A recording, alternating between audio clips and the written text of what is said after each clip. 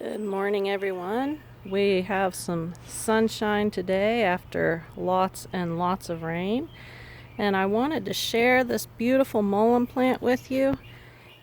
We got this last year as a start from Sleepy Hollow, and it is blooming and it is just magnificent. These leaves are huge and the flowers are just beautiful.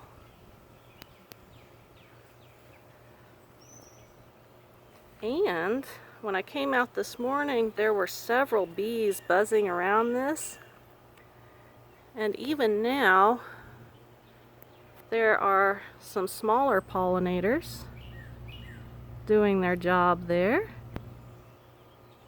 And so we have been trying to make sure to plant things that would be attractants to pollinators, although that's not what I had in mind when I bought this one, but it is turning out to do a magnificent job at that.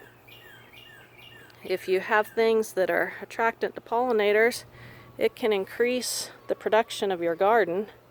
I also heard from a secondhand story of a woman who had a hive of bees, and she said her garden production was a lot higher because of having the beehive.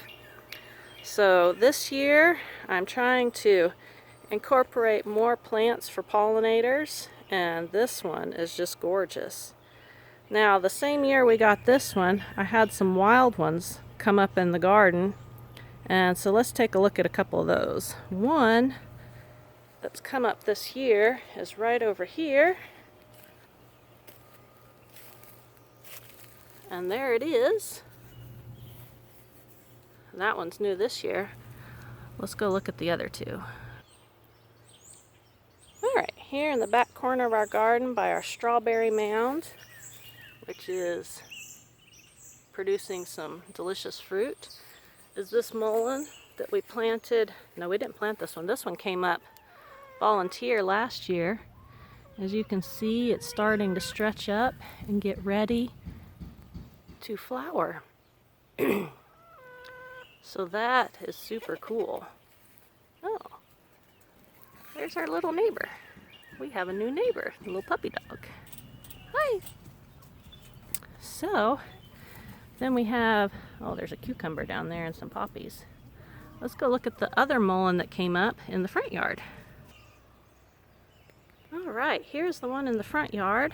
Came up here by our satellite dish, and it is blooming as well. It's got just a few right now, but it seems like the wild one has more of a single stalk than the branching flower stalk. Or it could be that there's just more wonderful stuff back there for that other one. Anyway, that is really cool. So another thing I learned this year is that sunflowers, some of them do not have enough pollen to feed the bees and the pollinators. They're a low pollen variety, which is not going to help you in that direction. So I've been paying attention and bought a couple this year that specifically say they're good for pollinators because they have a higher pollen count. But anyway, so send some thoughts as to adding some food for pollinators and just for beauty to your garden. I just wanted to share that beautiful flower. It's just gorgeous. Enjoying the sunshine today. Hope y'all have a good one.